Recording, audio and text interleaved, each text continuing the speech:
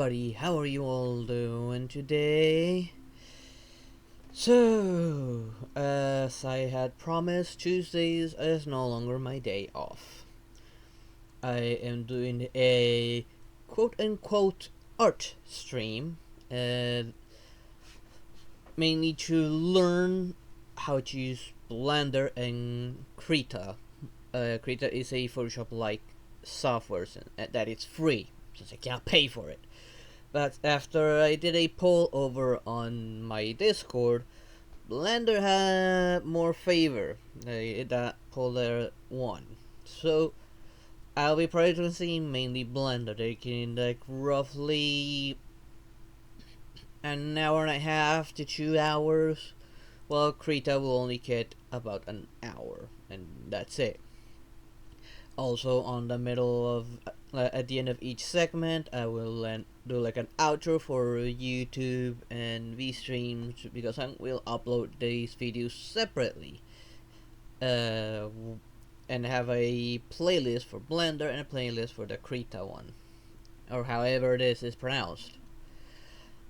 Sorry that I don't have any music on right now. Was hoping to find some music to have running in the background, but because of things I was busy doing, I did not have time to look for a playlist that won't get me copyrighted.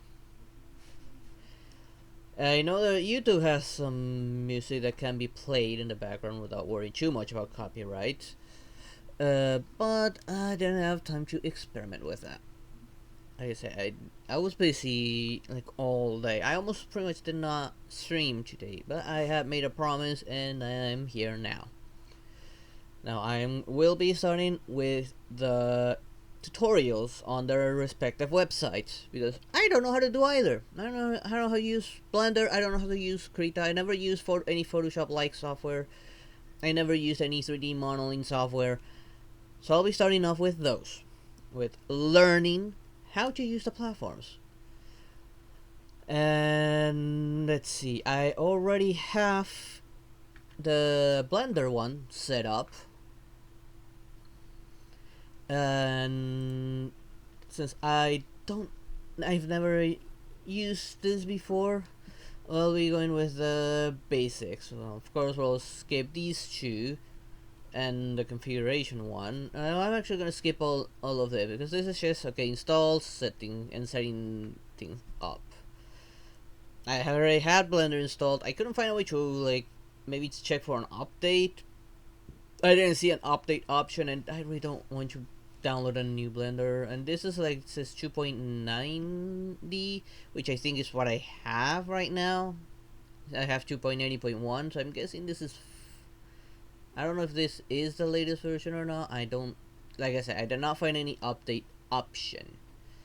So either way, I will start with this. Of course, let's start with the first one, the interface of the Blender. Let's see. The main reason why I'm trying to learn this, there's actually two reasons. One, since I'm learning Unreal with my friend Streamboy Jim, I would like to learn how to make like our own asset really for 2D or 3D. That's why I just should learn both platforms. Originally, I was going to do just one, but I consider the benefits of learning both. And the second reason will be to maybe one day make my own model. Since I cannot afford to commission, I wanted to commission one, but I cannot afford it. There's no way for me to pay for it at the current time. I want to eventually make the model I actually intended to do. Like the one I have was made from a template, and it's the closest thing I could make for it. But eventually I do want to make what Venturious Blackheart was meant to look like. And for those who don't know, that's the name of my avatar. Venturious Blackheart. That would be me. So let's see. Let's go off from the very beginning. Now I'm gonna use separate tabs for this as a precaution. I have Blender open just in case I need to use it. And of course this is the first thing I see, just with a different image on it. Since they're using the 2.80 image for some reason for the tutorials. When starting Blender, The splash screen appears in the center of the window. It contains options to create new projects and open recently opened blend files. A more detailed description can be found below. And probably through this, for those that watch my Unreal stream, will probably see why I let Jem do most of the reading. Since English is not my main language, don't be too surprised if I struggle with some words. Like, I am seeing this, but I do have a different image for those that are seeing it on the preview right now. Hopefully, everything's running well and you guys can see it and you guys can hear it. Hopefully by next time I can have some music running in the background for you guys. Now let's see. To close the splash window and start a new project, click anywhere outside the splash screen but inside the Blender window, or press escape. The splash screen will disappear, revealing the default screen. To reopen the splash screen, click on the Blender icon and the top bar and select splash screen. In other words, if I go to Blender right now, if I click out here, okay, it's gone. If I click here and splash screen, okay, that opens up again. Okay, that's what you know. I do like it that they did it this way. They don't need to go to another completely different window just to access this, like Unreal. Unreal has that the startup screen where you need to select the what you're doing, where you're opening a project or starting a new one, what templates you want to do, and things like that. Well, here, okay, splash screen, here it is. Choose what you want to do. I like this. I do like that they went for that. And I wish Unreal had its own little splash screen. Now let's see, information region. The upper part of the splash screen contains the splash image with the Blender version in the top right. Interactive region. The interactive region is the bottom half of the splash screen. New file starts a new project based on a template. Recent file, your most recently opened blend file. This gives a quick and easy access to your recent project. Open allows you to allows opening an existing blend file. Recover last session. Blender will try to recover the last session based on the temporary file. See recovery data. Links to the official website, the same links can be found in the help menu and toolbar. Note, when starting Blender for the first time, the interactive region contains a quick setup process. Since this I had installed a long time ago to do my own experimentation, I might have already done that. Click next. Will this take me Windows introduction, which is this? Okay, it took me straight towards the actual next step. I do like that. It's more straightforward. Windows System Introduction. After starting Blender and closing the splash screen, the Blender window should look something similar to the image below, as Blender user's interface is consistent across all platforms. Something we saw when I clicked out to see about the splash screen part. Blender's interface is separate into three main parts. Toolbar at the top, areas in the middle, status bar on the bottom. Let me have a look. Open the wrong one. Let's see. So okay, that's. It looks like this would be used for animations or something like that. I'm guessing. Of which I'm gonna get to sometime later. Customization. Blender also makes a heavy use of keyboard shortcuts to speed up work. These can also be customized at the keypad editor. Theme color. Blender allows for most of its interface color settings to be changed to suit the need of the user. If you find the colors you see on the screen do not match those mentioned in the manual, then it can be that your default theme has been altered.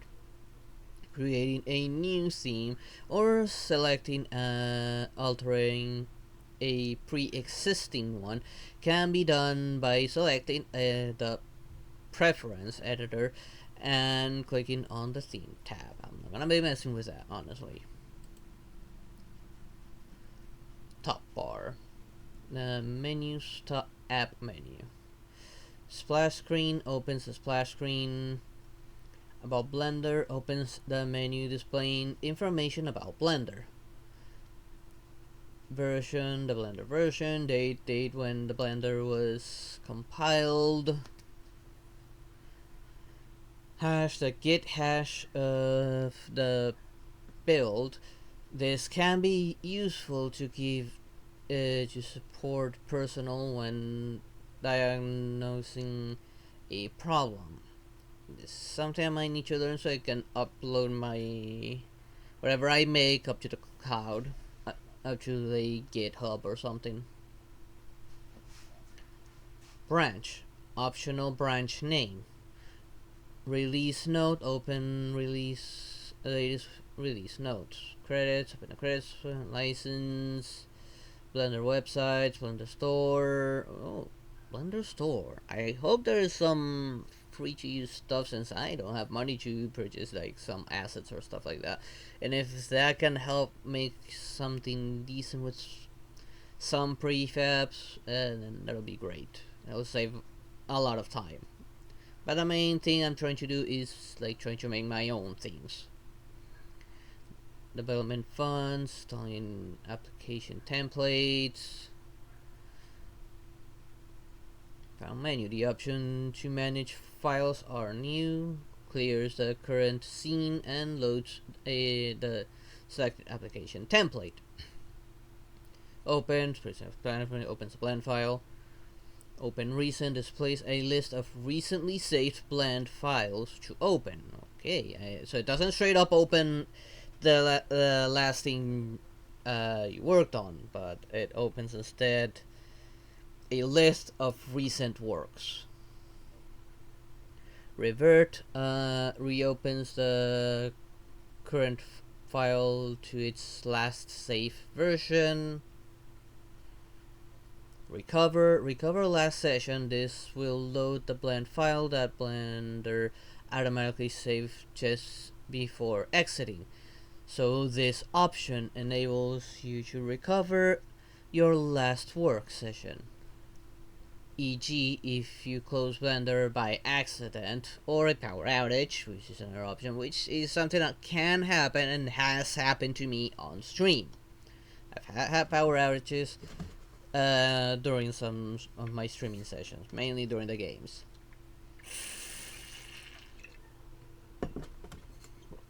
So if I little pause there, I need to drink some water. Save, of course, saving current one. Save as opens the file browser to specify the file name and location to save. Save copy. Save a copy of the current file. Now this is new. I've never seen this before actually. I know save and save as, but save copy? This is the first. And this might actually be useful to make like backups or something. I don't know how much of it I will actually use. I might even forget about its existence. But I might need to develop a habit to make backup copies. Links data from the external blend files library to the current scene. The editor of the data is only possible in the external library. Links and append append are used to load in only selected parts of another file. See links library, which I'm not going to open right now. Appends data from external blend file to the current scene. The new data is copied from the external file and completely unlinked from it. Okay, append might be something I might rely on if I make things that I might reuse in other things. Data previews, tools for managing data block previews. Blender can use information stored in a variety of other formats, files which are created by other graphic programs. I would probably need to look later on this on import export to see if there's a limitation on the file type, which it wouldn't surprise me if there is. Export, normally you save your work in a blend file, but you can export some or all of your work to format that can be processed by another graphics program. I guessing that could also include Unreal, maybe. I'm not entirely sure. I'll need to see like this, but I'm pretty sure import and export is gonna be later down the line, somewhere here. Hopefully. Let me check one thing real quick. Okay, everything's still working. Hopefully, everything's working well. Actually, is Kicks one actually working? Yes, okay, the Kicks side on the of the plugin is working. I was worried that that might not have been working. External data like texture images, and other resources can be stored inside the blend file packed, or as separate file unpacked. Blender keeps track of all unpacked resources via a relative or absolute path. See pack or unpack external data. Okay. This is another reason why I want to learn Krita as well, so in case I need to make my own custom like texture for any of my Blender projects. Something I also want to experiment with once I learn how to use both is maybe draw something on Krita, then bring it over to Blender and try and make it 3D. I gotta try and learn this sort of stuff myself. Who knows, maybe I'll start commissioning this stuff once I actually get the hang of it, particularly the Blender side. Like I said, I'm maining Blender for these quote-unquote art streams. Let's see. Automatically pack into blend. This option activates the file packing if enabled. Every time the blend file is saved, all external files will be packed in it. Pack all into .blend. Pack all used external files into the blend file. Unpack into files. Unpacks all files packed into this blend file to external ones. Makes all paths relative. Makes all paths to external files relative path to current blend files. Make all paths absolute. Makes all paths to external files absolute. Absolute ones have a full path from the system's root. Report missing files. This option is useful to check if there are links to unpacked files that no longer exist. After selecting this option, a warning message will appear in the info editor header. If no warning is shown, there are no missing external files. I might want to have this on all the time, maybe. In case you have broken links in the blend file, this can find missing files. In case you have broken links in the blend file, this can help you to fix the problem. A browser will show up, select the desired directory or a file within that directory, and a search will be performed.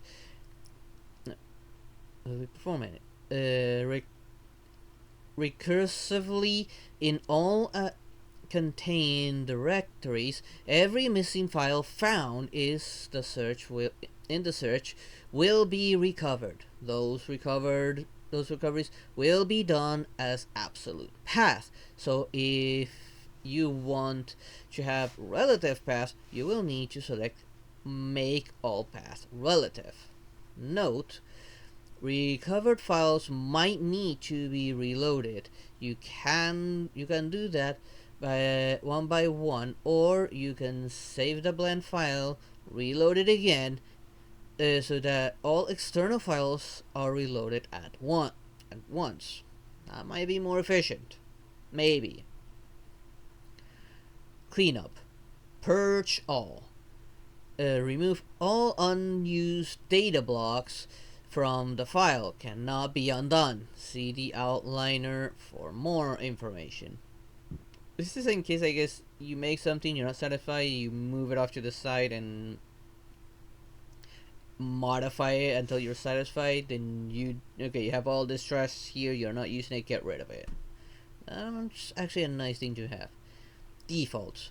This menu manages the startup files, which is used to store the default scene, workspace, and interface displayed when creating a new file. Initially, this contains the startup scene included with Blender. This can be replaced by your own customized setup. Save startup files. Save the current blend file as a startup file. Load factory settings. Restores the default startup files to preferences. Also see managing preferences. And of course close the Blender, and the file is saved into quit.blend. And on to the edit menu. Undo, redo, history. See undo and redo. They didn't even bother to explain it. Give me a certain explanation here. Come on, give me a short explanation. I know this is self-explanatory. Undo, okay, maybe take a step back. Okay, no, redo, puts it back in. History maybe shows the things I've modified, and maybe I can choose specific ones to go back to. I'm not entirely sure because this is not telling me that. Maybe it'll show up later down the line. Hopefully it does. Menu search. Find a menu based on its name. Operator search. Executes an operator based on its name. Developer extras only. Interesting. Is this like Taichuan license or something? Which doesn't seem fair. Rename active item. Rename the active object or node. See rename tool for more information. Batch rename. Renames multiple data types at once. See batch rename tools for more information. It is stuff that these, even though they have this stuff, they have a brief explanation, but undo, redo, and history does not. Lock object modes. Restrict select to the current mode. Preferences. Open the preference window. Now there's render menu. This menu will probably be using a lot. Render image. Renders the active scene at the current frame. Shortcut F12. I might need to go back to this and start writing these down on some paper or something. I don't have anything with me now to write it all down. Render animation. Excuse me. Excuse me. My yawning and sneezing at the same time. Sorry.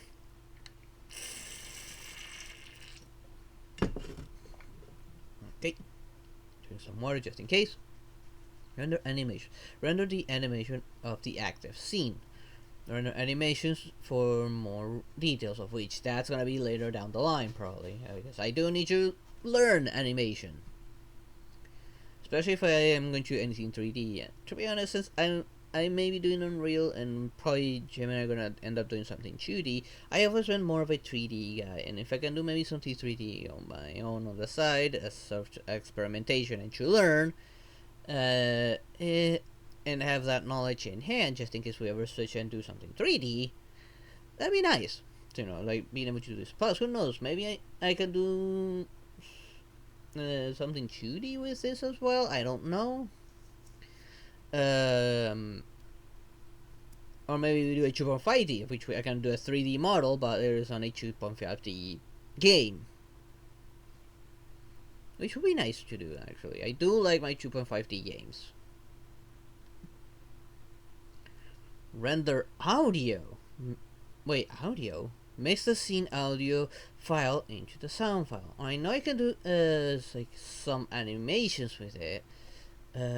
Hopefully this audio part isn't as complex as that of Unreal. Hopefully this is more like straightforward and streamlined. View render. Toggles show render view. View animation. Plays back render animation in a separate player. Also see an animation player and for more details, animation player preferences to select different animation players. Lock interface. Lock interface during rendering in favor of giving more memory to the render.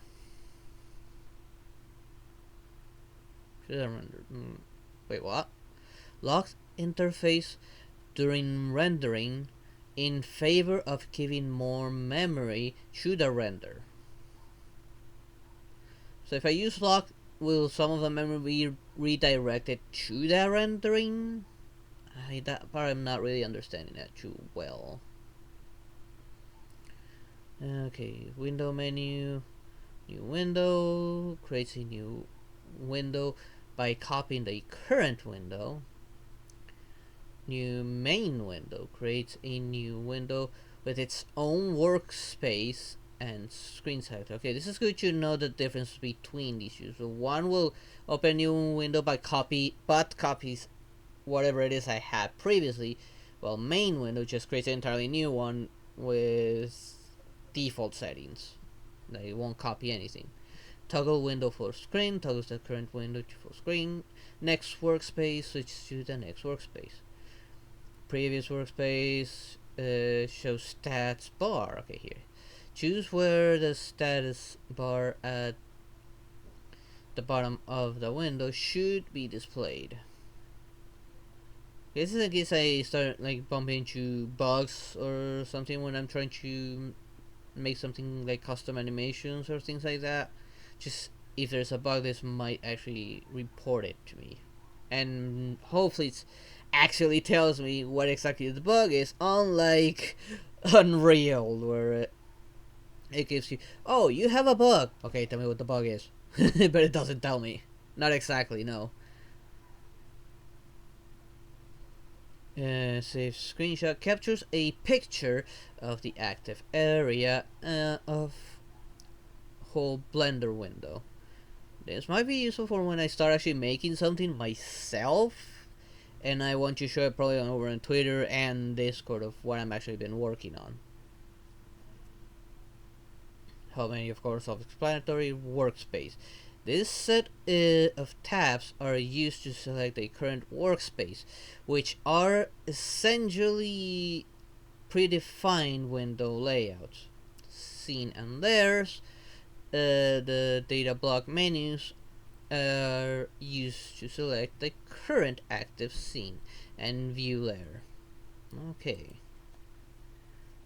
That's hopefully explain more details later down the line when I actually start doing scenes and layers.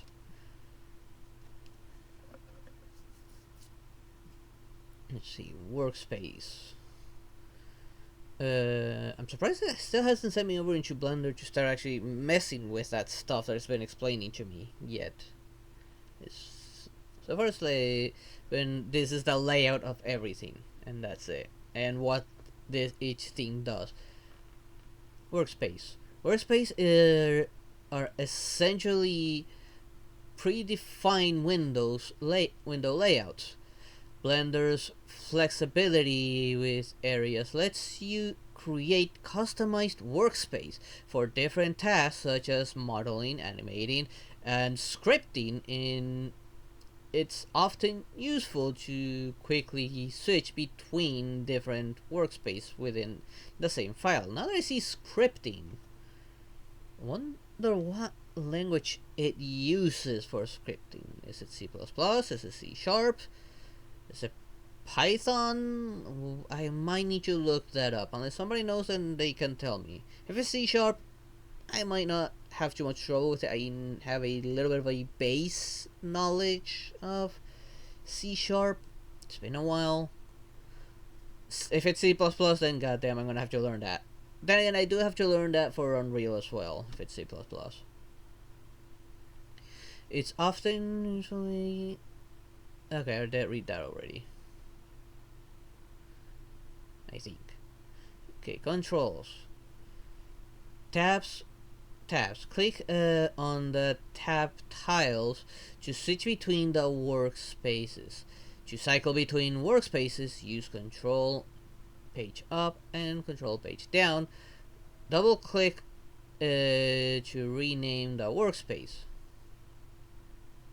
I'm probably just end up clicking it because I really don't like having to press those buttons. Plus, where my keyboard is that? Since I have a different model of keyboard. Okay, I think I see them. Since I have like an Argentinian keyboard, some things are like moved around from the normal American keyboard. Add. Click on Add button to add a new workspace. Context menu. The context menu contains options to duplicate, delete, and reorder workspace. Default workspace. Blender's default startup shows a layout workspace in the main area. This workspace is a general workspace to preview your scene and objects and contain the following editor: 3D viewport on the top left, outliner on the top right, properties on the bottom right, and timeline on the bottom left. Now let me have a look at that. I'm guessing this is the timeline. Okay, let me see that image again. Can I actually open this a little bigger? No, I cannot. I'm guessing this is like that. This is a 3D. This is the outliner. This is the. Okay, I think I get it. So this is the outliner. This is the properties. Okay, I think I get it now. It wasn't. I just noticed a color coding on the thing, but I wish I would show it here as well, the color codes, instead of just that. 3D viewport yellow, like this. Like this should be like up here instead, so I can actually make more heads or tails. Blender also has several other workspaces added by default. Modeling for modification of geometry by modeling tools. Sculpting for modification of mesh by sculpting tools. UV editing, mapping the image texture coordinates to 3D surface. Texture paint, tool for coloring images texture in the 3D viewport. Shading, tools for specific material properties for rendering. Animation, tools for making properties of the object dependent on the time. Rendering, for viewing and analyzing rendering results. Composing, combining and post-processing of images and rendering information. Scripting, programming workspace for writing script, of which it would be nice if they would specify what language this works with, like what languages of scripting are compatible with this. Very nice to know. I'm gonna have to look that up later. Additional workspace. Blender has a couple additional workspaces to choose from when adding a new workspace. 2D animation. Okay, this is something I like. 2D animation. I can do 2D here on Blender. I not have to learn Krita, although I think it says 2D animation, so I might actually need to learn Krita as well and make something to animate here, maybe. Although I really don't think so. I'll probably end up using some other tool for that. 2D animation. General workspace to work with grease pencil. Okay. Where is grease pencil? 2D full canvas. Similar to 2D animation but contains a larger canvas. VFX. Masking. Tools to create 2D masks for compositing. Motion tracking, tool for motion track and stabilize footage. Could this be possibly used to actually animate a 2D avatar as well? Maybe? I know there's actual dedicated tools for that sort of things, but can Blender also do that? I don't think it could. I didn't know it could actually do that with 2D. At least in Blender, like the tool for 3D related stuff, not 2D. Outside of ploy animation, making just some minor animations for that sort of stuff. Video editing, that like this is what I see the 2D mostly used for, the video editing part. Video editing scene to get sequence together media into one video.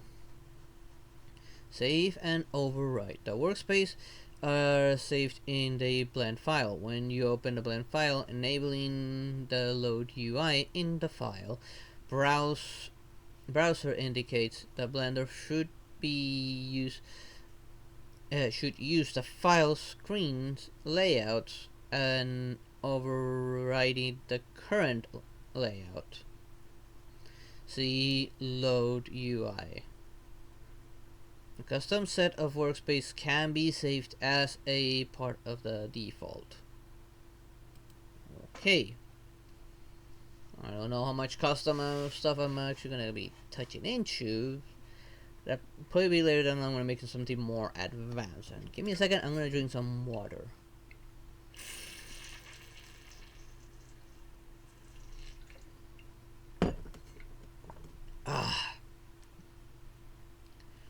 Okay.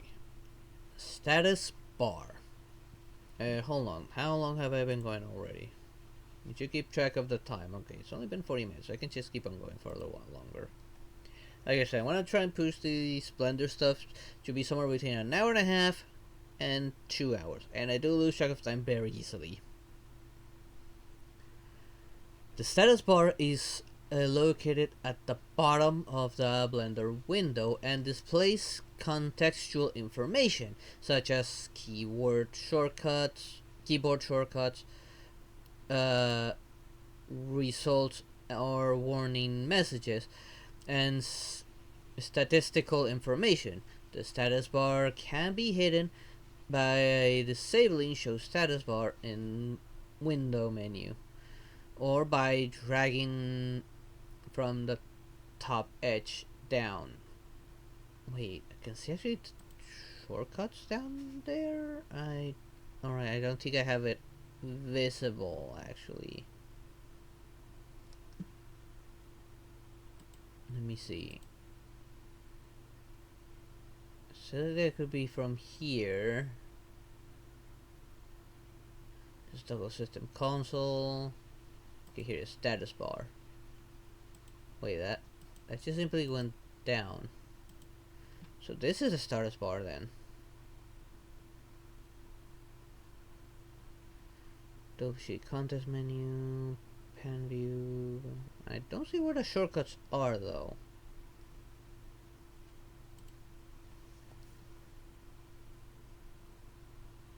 Well, let's carry on. Key map information.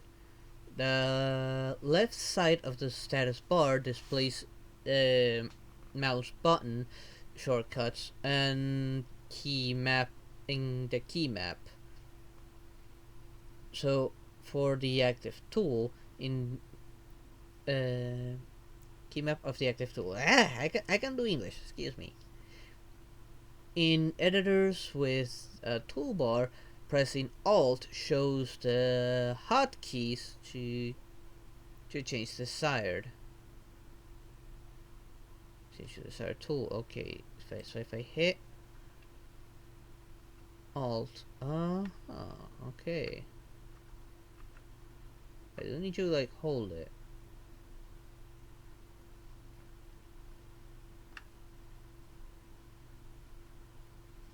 Okay, so it does sort of like change a little bit. I think you guys can't properly see it since I think, yeah, you can only see a small part of it. Like this is it right here, but part of it's kind of cut like around these edges, so I can actually show you guys what I'm actually reading. So sorry about that. Now let's see. Status messages. This the middle of the bar displays information about the about in progress operations, and that will be point the case when I start actually rendering stuff, which I'm not right now. And as I want to actually keep that open right now for now until I actually start doing something. Running task. The process of the currently running task is how is shown when the computation is being performed. For example, rendering, backing, or playback. However, the mouse pointer over the process bar will display a time estimate. The task can be aborted by clicking on the cancel button. Report messages. Blender operation results or warnings such as after saving a file, they disappear after a short time. Click this label to show the full message on the toolbar. What label? It says click on this label to show the full message on the info editor. I don't see it. It's not showing me which button. Like this one's for the running task, but what about the report message? Okay, I guess I'll have to figure that out on my own. Resource information. The right side of the status bar displays information about the Blender distance. See, these can individually show or shown or hidden by right mouse button on the status bar. Wait, are those actually somewhere there?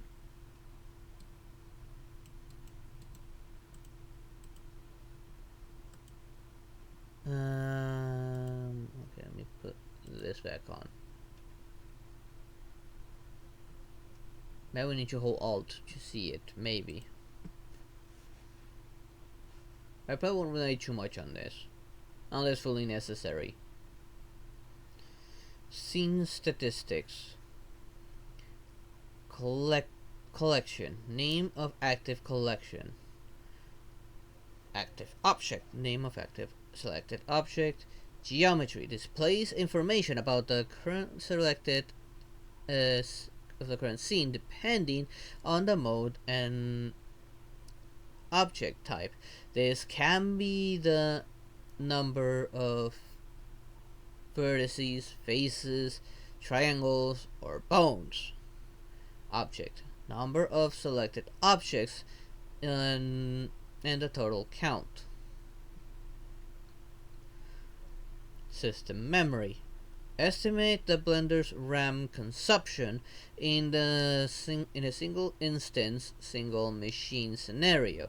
This estimate provides a measurement against the hardware limits of the machine. This is good to know, so that way I'll know for sure how much of my computer is actually being used whenever I'm rendering anything, and if I maybe need to edit something to lower that usage for streaming sake. Blender version, the version of, okay, that's self-explanatory. And okay, now here comes what I feel might be the more important stuff. Areas. The Blender window is divided into a number of rectangles called areas. Areas reserved screen space for editors, such as a 3D viewport or the outliner. In general, an editor provides a way to view and modify your work through the specific part of Blender. All hotkeys you press will affect the content of the editor in the area the mouse pointer is located. Area boundaries are indicated by rounded beveled corners. This is a word I've actually not seen, since English is not my main language. I'm not entirely sure how that would be pronounced, so I probably butchered it. Areas can be customized to match specific tasks called workspaces, which can be named to save for later use. Resizing. You can resize areas by dragging their borders with a left mouse button. Move your mouse cursor over the borders between two areas so that the cursor will be a double-headed arrow, and then click and drag.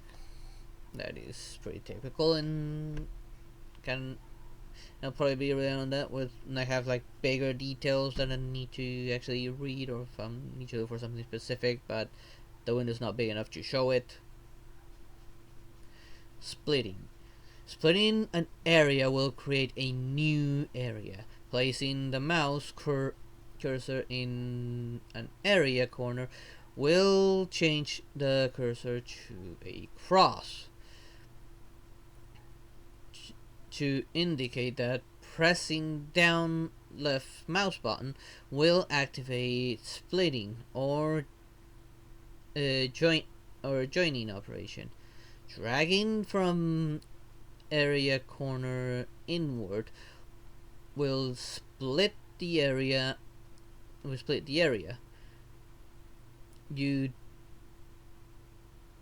You define the split direction by dragging either horizontally or vertically. Let me actually look at Blender. Ah, right here. I think this is where it is. That's the only part that actually looks like that.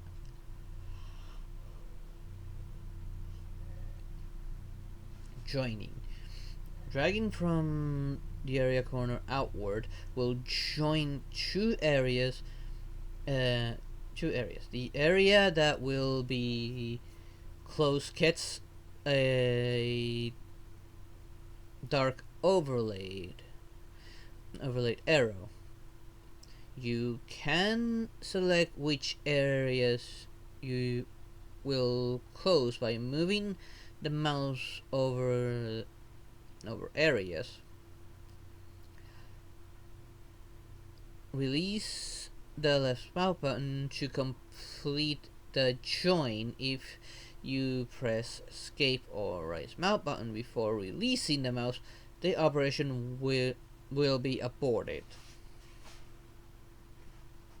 Note, areas to be joined must be the same size, width, or height in the direction you wish to join.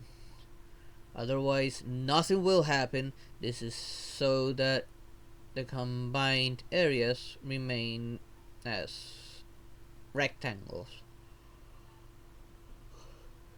Okay, excuse me. Area options. Right mouse button on the borders, open the area options. Split area shows the indicator line that lets you select the area and position when to split. Tap twice between vertical and horizontal. Join area shows the join direction overlay. Swapping content. You can swap content between two areas with control left mouse button. On one of the corners of the initial area, dragging towards the target area and releasing the mouse and the mouse there. The two areas do not need to be side by side, though they must be inside the same window. Okay, I don't know why I wouldn't have them on the same window. I mean, this looks pretty clean already as it is. Unless if I click something that like it opens another window here, then yeah, that will make sense. Duplicate areas into new windows. Reference menu, view area, duplicate areas into a window. And this is not even clickable. A new floating window containing an area. Excuse me. Ugh. Even though I had some coffee, it seems like it has yet to reach my head.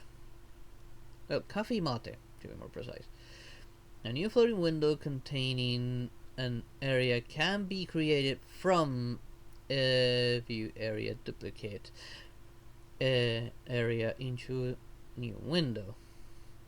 Not available in some editors, which I'm guessing it is available here, otherwise why it's talking about it. I guess it's referring to probably the version, maybe? Or some of those windows cannot be popped out, maybe. The new window is a fully functional window, which is part of the same instance of Blender. This can be useful, e.g. if you have multiple monitors, of which I do not. Maybe once I have a proper income, I'll purchase another monitor, which I technically have to, so I can actually start seeing OBS on a separate monitor and make it easier for me to see the chat. Right now I have it on my laptop, and well, it's not the best. So the screen is not that big. Plus, the screen tends to refresh every once in a while, and I still have to figure out why that my laptop does that. So far, it hasn't done so yet. You can also create a new window for an existing area by shifting left mouse button on the area corner, then drag outwards slightly. The window can be closed with the OS close window button. Toggle maximize area. Okay. Menu view, toggle maximize area. Hotkey control spacebar. I guess that would be more useful if I want to like maximize this whole section, although it's already decently sized. The maximize area fills the whole application window. You can maximize an area with view toggle max view area toggle maximize area menu entry or keyboard shortcut. To return to normal size, use the keyboard shortcut again, or the back to previous button on the toolbar. Note, the area your mouse is currently hovering over is the one that will be maximized using the keyboard shortcut. Okay, that's good to know. So, say I wanted to maximize this metal one, but the mouse over here, if I use a keyboard shortcut, it'll maximize this menu instead of this one.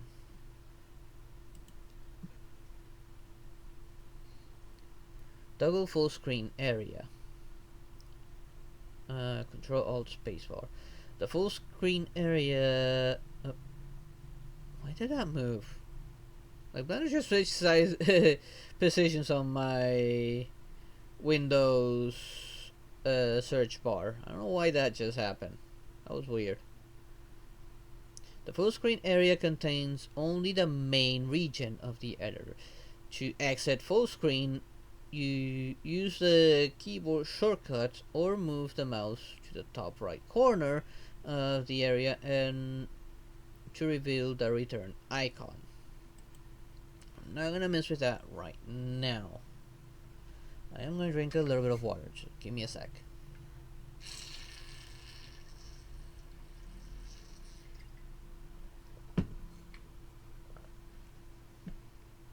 Okay. Regions. Every editor in Blender is divided into regions. Regions can have smaller structuring elements like tabs and panels, with buttons, controls, and widgets placed within them. Let's see, and we have the header right up here, main region, which is where we'll do most of our things, the toolbar, which I'll be using that a lot, sidebar, this is to manually set any value that I might not be able to do it through other means, and adjust last operation panel, of which I have not seen yet. Even though I clicked on the cube while testing something, this did not show up. There must be a reason for that. But let's see what is what. Main region. At least one region is always visible. It is called the main region. It is the most prominent part of the editor. Each editor has a specific purpose, so the main region and the availability of additional regions are different between editors. See specific documentation about each editor in the editor chapter. Header. A header is a small horizontal strip which sits either at the top or bottom of the area. All editors have a header acting as a container for menus and commonly used tools. Menus and buttons will change with the editor type and the selected object and mode. Context menu.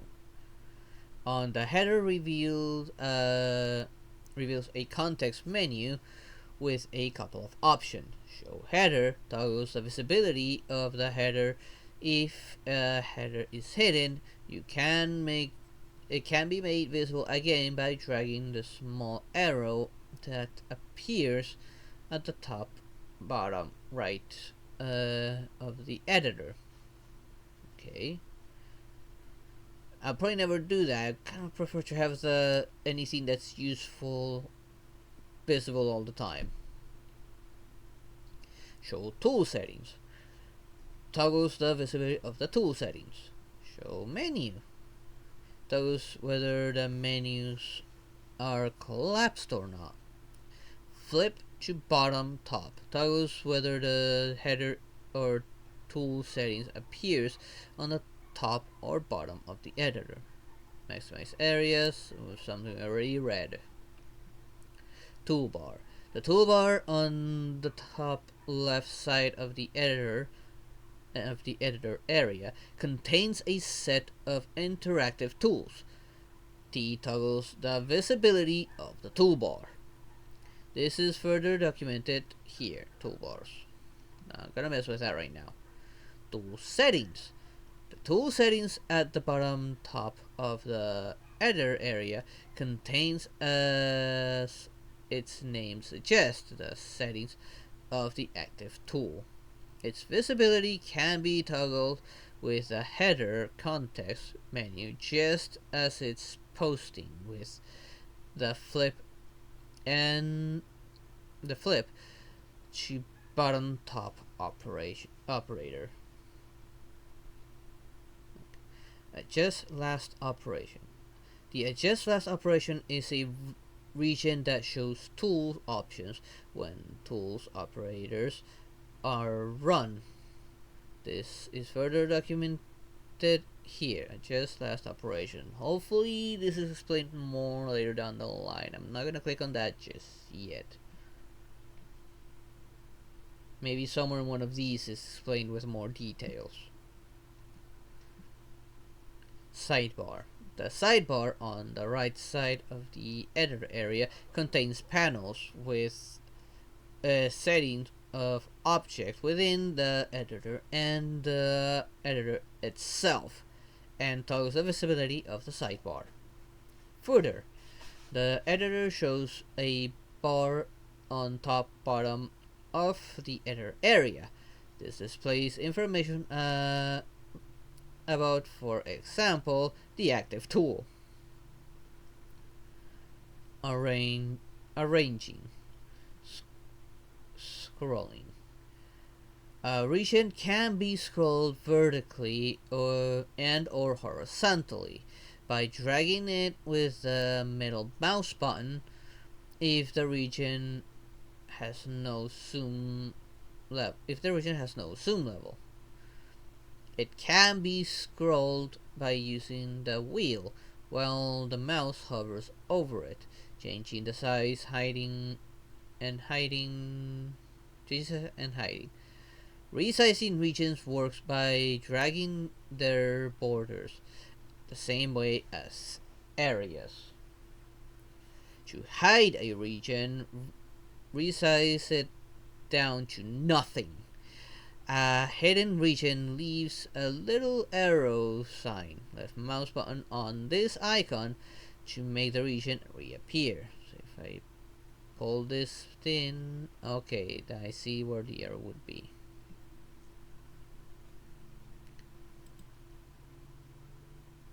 And give me a second, let me see how long it's been. Okay, let's keep on going for a few more of these. Once I reach an hour and a half, I'll see where I am standing and then decide to stop the Blender section and get ready for the Krita section. Tabs and panels. Tabs are used to control overlapping sections on the user interface. Content of only one tab is visible at a time. Tabs are listed in tab header, which can be vertical or horizontal. Let me see that real quick. I guess it's referring to this part. That's what it looks like here in this place, and that must be the one it's talking about.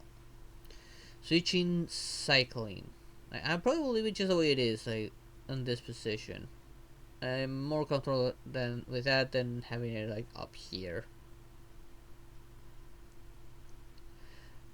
Vertical tabs can be switched with the control wheel from anywhere on the tab. You can also cycle through tabs with control tab and shift control tab, or press down left mouse button to move the mouse over tab header icon. Workspace tabs do not use key maps. See workspace control. Panels. The smallest organizational unit in the user interface is a panel. The panel headers show the title of the panel. It is always visible. Some panels also include sub-panels. Collapsing and expanding. The panel can either be expanded to show its content or collapse to hide the content.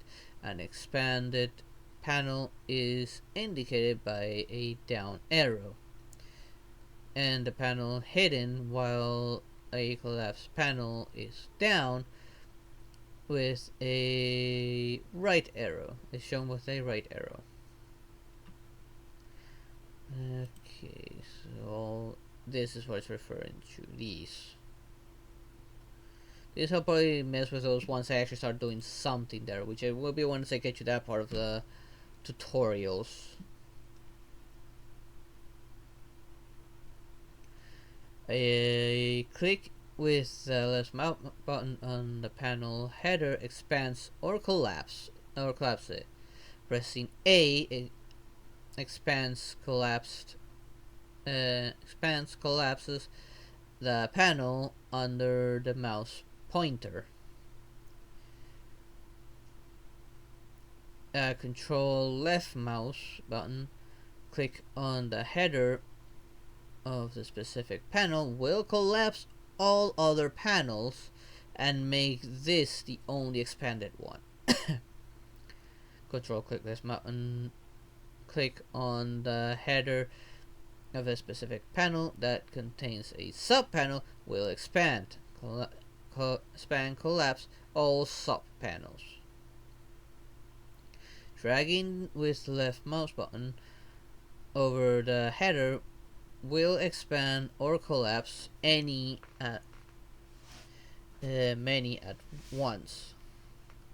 Position. You can change the position of the panels with the region by clicking and dragging with the left mouse button on the grip widget located in the right side of the panel header. Pinning? I cannot pronounce this properly. Sometimes it is desired to view panels from different tabs at the same time. This has been solved by making panels pinnable. Oh, it's pinning. Just putting a pin on it. A pin panel remains visible regardless of which tab has been selected. You can pin a panel by clicking on the pin icon in its header. Panels that do not have a pin icon can also be pinned by a right mouse button and selecting pin, or to use shift left mouse button on the panel. Zoom. The zoom factor of a whole region with the panels can be changed by control middle mouse button. Clicking and moving the mouse anywhere within that region, or uses the number pad plus and number pad minus to zoom in and out the content. Pressing home shows all will reset the zoom at the screen panel focused by the mouse pointer. Now, plus and minus of the number pad side, those I'm not gonna touch because those are tied to the shortcuts. Show my streaming shortcuts. I'll probably rely on my middle mouse wheel.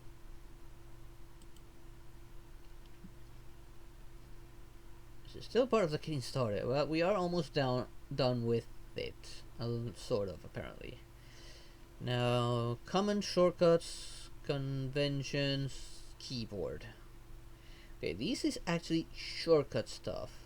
So, the key letters are shown in the manual like they appear on the keyboard. For example, G refers to the lowercase g.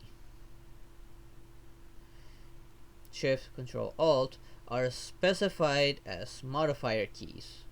Pretty common thing to see. I think even Unreal has something like that. Control W, Shift, Alt, A indicates that these keys should be pressed simultaneously. Number pad 0 to number pad 9 and number pad plus refers to the keys to the separate numeric keypad. Other keys are referred to by the name, such as Escape, Tab, F1 to F12. Special notes are arrow keys, left, right, to, and so on. Mice. The manual refers to mouse button as left. Okay, this is self-explanatory. I might actually skip all of this. Mouse. Blender's default key map has two main interactions: mode right and left mouse click.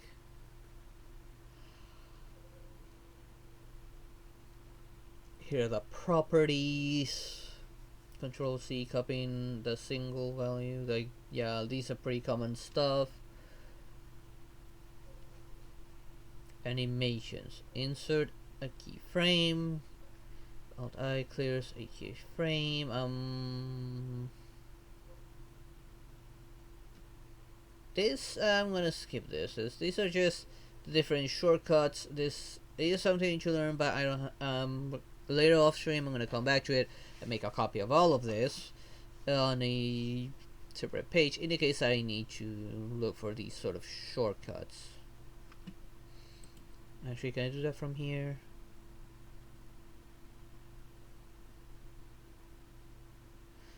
Okay, no. I'll come back to this later on my own time to write down all of those. And okay, here we are, the more default key maps.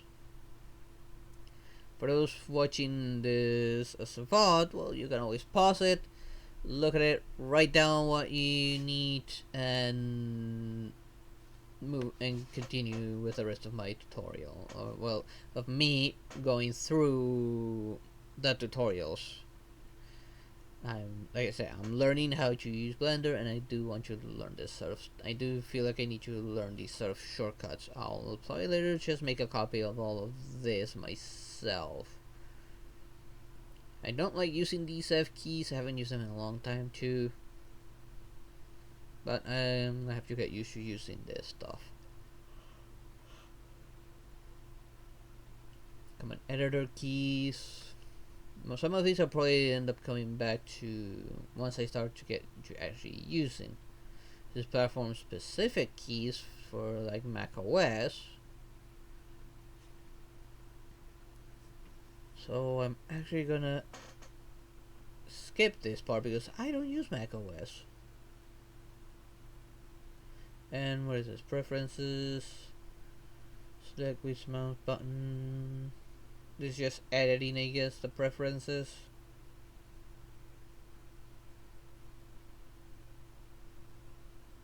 Spacebar action, controls and action, space bar.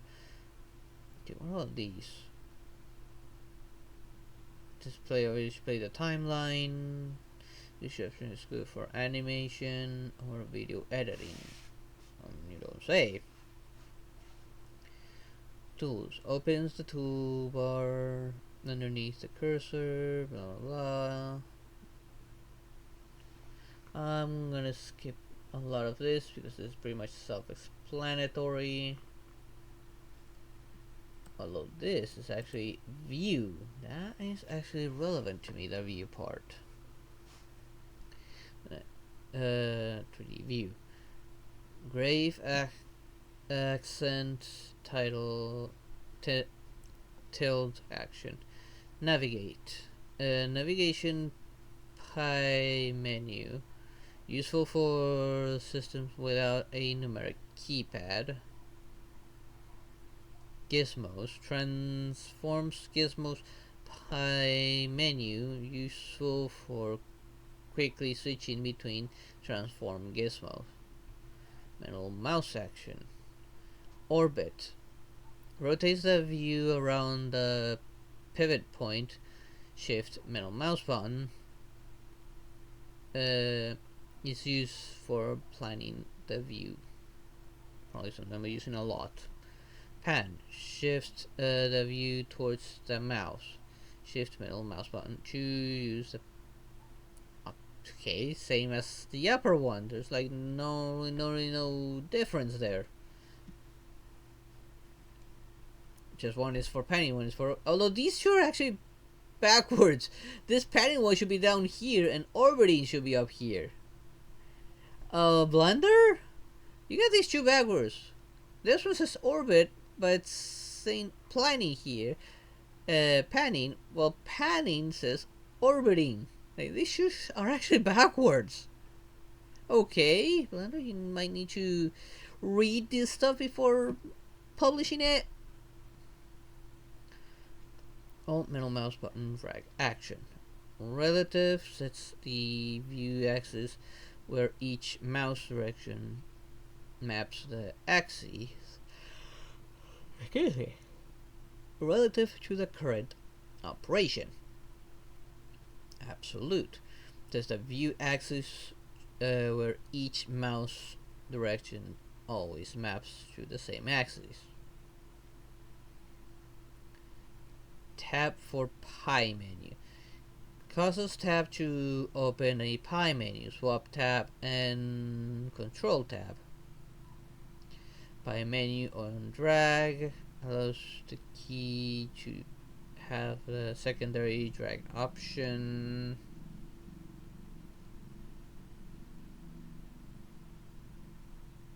And let's move on. Like, this is mostly like more shortcuts. Industry compatible key maps.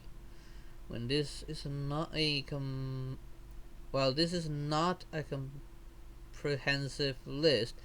This page shows common keys used in the industry compatible key maps, of which, like I said, those watching the VOD or the video that I'll up separately as later can always pause to look at these and probably write it down, or go to this site and, well, see them for yourself. Well, you just click on manual and it'll take you to the page where it'll take you to like this page where you can actually do all of this stuff. Well, I myself selected the user interface as I skip basically getting started, since I skipped the other stuff which is currently not relevant for me, at least not yet.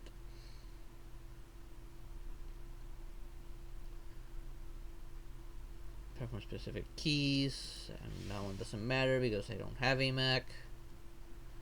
Let's see, buttons. Operator buttons. Operator buttons perform an action when clicked by the left mouse button. Button may show the icon, text, or both. Checkboxes and toggles. This is self-explanatory. Dragging radio button. Okay, what radio button? Ready buttons are used to choose one option from the selection of options. Active buttons is indicated by a color on the icon background. Okay. Cycling, control wheel,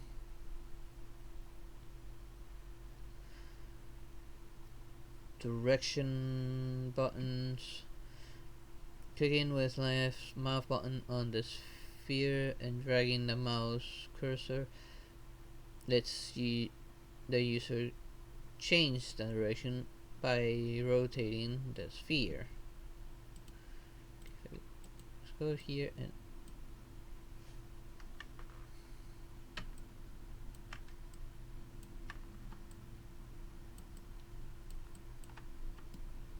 oh my god, that was hella sensitive.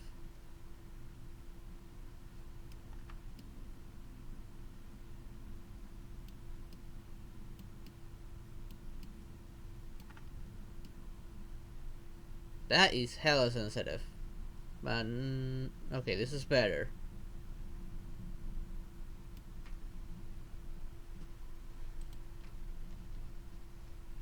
But I still don't get that. Which is this here.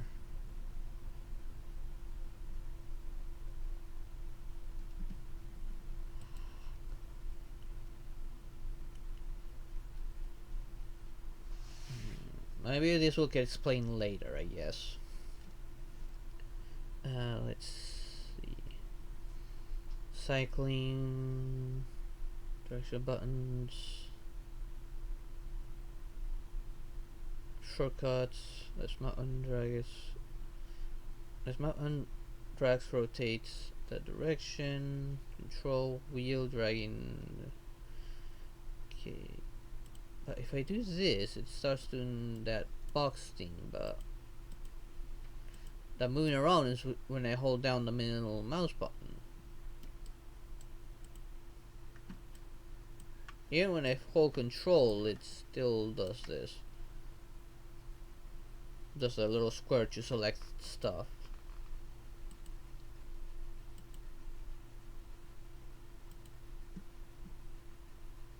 And let's see. Fields. See, I can skip this rest of the rest of this because none of this is technically relevant, since this is pretty self-explanatory and very similar to what I've seen on Unreal. And multi-value editing, which is, let me go back.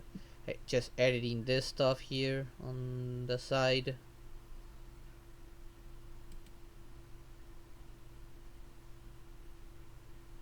Value limits. Okay, now this is something that I'll go actually read. Most numerical values are restricted by soft limits and hard limits. Value range. Changing values by dragging with the mouse is restricted to the soft limit value range. Input via keyboard will allow the user wider value range, but never wider than the hard limit, which you're not giving me the either limit. Like, what would that limit be? Expressions. You can enter mathematical expressions into the number field, for example entering 3 times 2 or 10 divided by 5 plus 4 instead of 6. But why would you do that? Well, unless you want like specific like decimal, and that would make a bit more sense maybe. Even constants like pi 3.14, no 142, or functions like square root of 2 may be used. I guess that would be useful if you're looking for something a little too specific, but I don't see myself doing that at all. I also see expressions evaluated by Python For all available math expressions, see math module. Okay, so this is in Python. Expressions as drivers. I don't know if this is relevant information really. You may want your expressions to be reevaluated after is entered. Blender supports this using drivers as feature of the animation system. Expression being with hashtags have special use. Instead of evaluating the value and discarding the expression, a driver is added to the property with an expression instead. The expression hashtag frame is a quick way to access map value of the current frame, but more complex expressions are also supported. Hashtag fmod frame 24 divided by 24, for example, which I don't know what that would do. This is simply a convenient shortcut and to add drivers with which can also be added with the right mouse button. Okay. Units. As well as example, you can specify numbers of units. If no unit is given, then default unit is applied. The unit system can be changed by this scene setting. Now, which I'm Argentina, I'm just gonna keep on using the metric system. Most of the world uses metric system. I think they use the only one that refuses to use it. You can see either the unit abbreviation or the full name after value. Example, valid usage of length units include 1 centimeter, 1 meter, 3 millimeters, 1 meter, 3 millimeters, again with a comma, 2 feet, 3 feet divided by 0.5 kilometers, 2.2 millimeters plus 5 inches divided by, actually no, I don't think that's 5 inches, that's, I don't know what that little mark is. Like I said, use a metric system and I don't see that on the metric system.